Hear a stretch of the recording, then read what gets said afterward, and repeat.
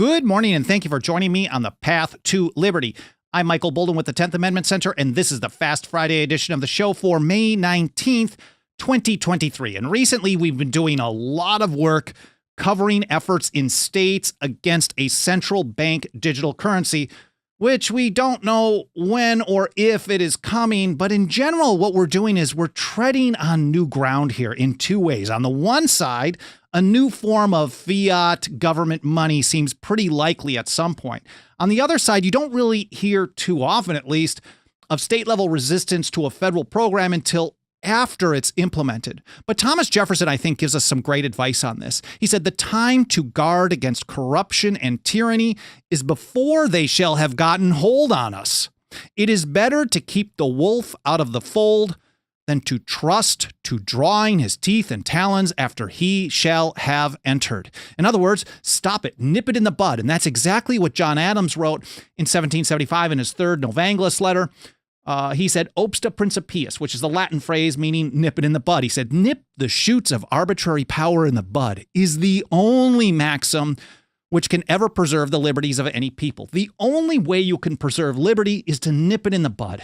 And maybe it's already growing right now, so certainly now is the time to start taking action to try to stop a CBDC. Now, we don't know how any of these various efforts are going to play out, but I do think, at least so far, in my opinion, the state-level efforts with the best potential impact, and again, we don't know exactly how they'll play out, are the ones that remove a central bank digital currency from the definition of money in the Uniform Commercial Code in the states, UCC. And I think it's potentially a pretty big roadblock to implementation, maybe on the legal end, maybe on the political end, maybe a little bit of both.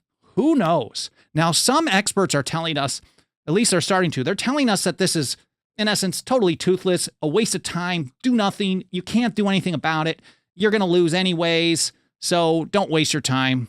And in essence, whether they're on our side against a CBDC or not, by taking the position of do nothing, it's in essence that they're on the side of the Federal Reserve. But I don't think everyone's doing that on purpose, and who knows? Anyways, here from CoinDesk, they say the political movement to use state commerce rules to stop central bank digital currencies is based in legal nonsense that has no power to ban anything, experts contend. Always experts, right? And what they, in essence, say, the more that you look, and not just at CoinDesk, but the more that you look around, you in general are finding that the argument is supremacy clause. Supremacy clause, supremacy clause, supremacy clause. Sometimes it's a pretty decent, like, well, maybe this is how it's going to get implicated, maybe, or sometimes it's definitely, a lot of people just throw that out there. Anytime the state wants to do anything that the feds oppose, it's always supremacy clause. You can't, so don't even try. Here, for example, from the block, they're not taking it that far. Sean Gellis, a crypto lawyer based in Florida who I think is opposed to a CBDC, said if the federal government says, yeah, this is our currency now, the supremacy clause and the limitations on state government in the federal constitution very well might prevent this law from standing. I think he's on that. That is true. I mean, based under the status quo and how the legal system plays out, there very well could be a federal court case against Florida, Indiana, and any other state that tries to do this. The strategy, though, is put up as many roadblocks as possible. On the other hand, here at CoinDesk, they say, if and when Congress decides to act on a digital dollar, that would trump the legislation under the Constitution's supremacy clause. It's just definitive. They're basically saying the states are not allowed to do this. It's pointless. Don't waste your time. And it doesn't take much effort to find a lot of people, especially on Twitter, basically putting that message out there. Here, like this guy Blake that said, Florida is now on the hook for millions in legal bills as a district court slaps down this legislation as a violation of the supremacy clause. Now, I found dozens and dozens and dozens of, they don't teach the supremacy clause in Florida. No one's pointing out Indiana for some reason, but they don't teach the supremacy clause. No one knows about the supremacy clause. You can't do this. This is a federal issue. And setting aside the debate over whether Article 1, Section 8, Clause 5, I believe, the power to coin money, is it limited and they can only coin certain types of money, or is it unlimited? Whatever Congress decides can be money. I think there is a legitimate discussion there that maybe we can have at another time. Here from a report by Mike Meharry, we've heard this song and dance on other issues before. That is, supremacy clause, you're going to lose in a lawsuit. Don't even try. Don't waste your time. For example, in the ramp up to the 1996 vote on Proposition 215, that was here in California, voters were repeatedly told that legalization of marijuana, even for limited medical purposes, was a fruitless effort. Why? Well, since under the Supremacy Clause, any such state law would be automatically overridden, the same type of language automatically overridden by the Controlled Substances Act of 1970. At best, we were told over and over and over, the state would end up in a costly and losing court effort. That's the same type of mentality that we're hearing in response to state-level efforts against a CBDC that doesn't even exist yet.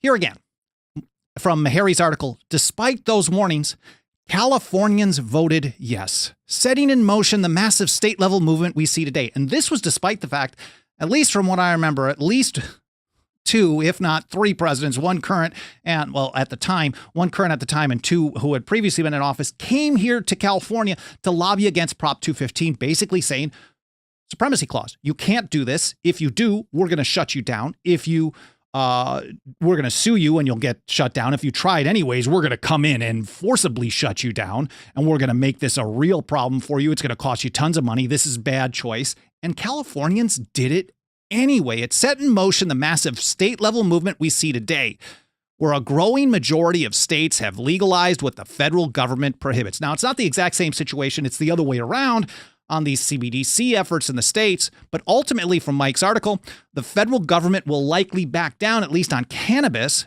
even if just to save face, because it has become impossible, literally physically impossible for them to fully enforce its federal prohibition over this massive state and individual resistance. Now, I covered this in some detail in one of my favorite episodes a couple of years ago, Lessons from Nullifornia, Part 1, Plants.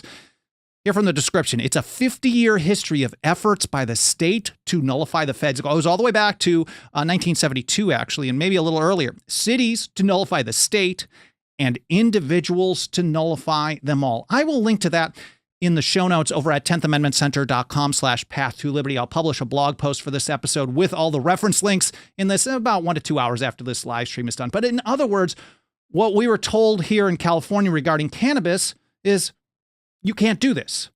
Don't try. You're not allowed to do this. But the people did it anyway, and so many other states are doing the same. I think the same approach, the same mentality absolutely needs to be applied to a central bank digital currency, no matter how insurmountable the odds against us may seem. It may seem inevitable. If no one does anything, then it is inevitable. So putting up roadblocks is an important first step. I think the Supremacy Clause argument is always going to be there. And if people push forward anyways, maybe it doesn't actually apply in practice, really. Now, the second opposition to this isn't Supremacy Clause. It's now, let's say you can do this on a state level. The second opposition is, well, the CBDC isn't banned, which I think is technical. If you say it's totally banned in Florida or Indiana, or it's going to be banned in Ohio or anywhere else, that is technically false. And we're actually trying to do better on our reporting on this to cover the nuances of this. But so it's, instead of being fully banned, it's banned as money under these laws. Here from CoinDesk again, they didn't ban anything, said Carla Reyes, an assistant professor at SMU's Dedman School of Law, who has done work in both digital assets law and the Uniform Commercial Code that Florida is focused on, not Indiana for some reason. The law does exactly 0 of the things that it says it does. Now, I think personally, her saying that it, quote, bans nothing is just as over-the-top hyperbole and incorrect as saying a CBDC is totally banned in Indiana and Florida and proposed in Ohio, Alabama, South Carolina, New Hampshire, and elsewhere. On the one hand, it's just as incorrect as the other side.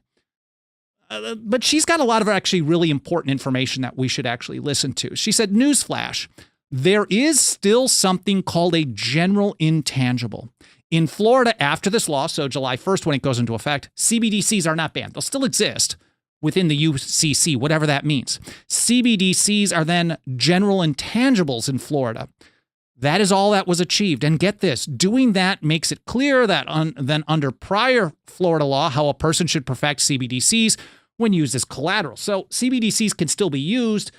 For example, under the UCC, this is a short version of this. I'm not getting into Uniform Commercial Code law. They could still be used as perfected collateral to secure a loan, for example. On the other hand, although they can be used as a general intangible, I think it is correct to say that they are being banned as money under the UCC. There is some limitation on how that might apply. And again, we don't know how it will apply.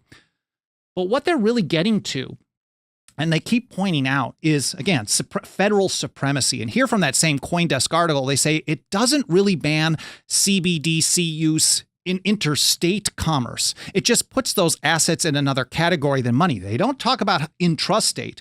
And no kidding, I don't think any of these states are trying to ban the use of a CBDC across state lines. They're just saying, we're not going to call it money. That's going to make it more difficult for people and businesses to probably engage in commerce under state law. And Ray's pointed out that, quote, I could still buy a computer using a CBDC if that's what they wanted me to pay in. I don't know.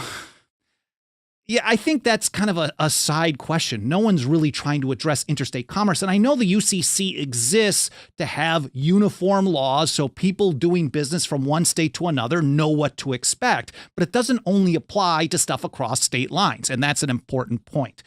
Over at the Florida Blockchain Business Association, I think ultimately Samuel, I think his name is Armis. I apologize if I get your name wrong. He understands the strategy better than almost anyone I've seen. He said there is a simple logic to bold state legislation like the one he's covering, the Florida one. Sue me. He said whether they have the authority to ban CBDCs or not does not matter. Politics is about power. When you don't have power, slow down the process. Wow.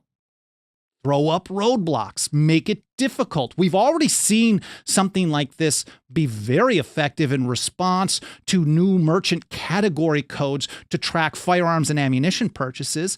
Merely proposing some laws in the states at least got the banking system to back down on implementing that, at least temporarily, before anyone were passed into law. So throwing a monkey wrench in there or throwing a wrench into their plans, making it more difficult to implement, is exactly what needs to be done.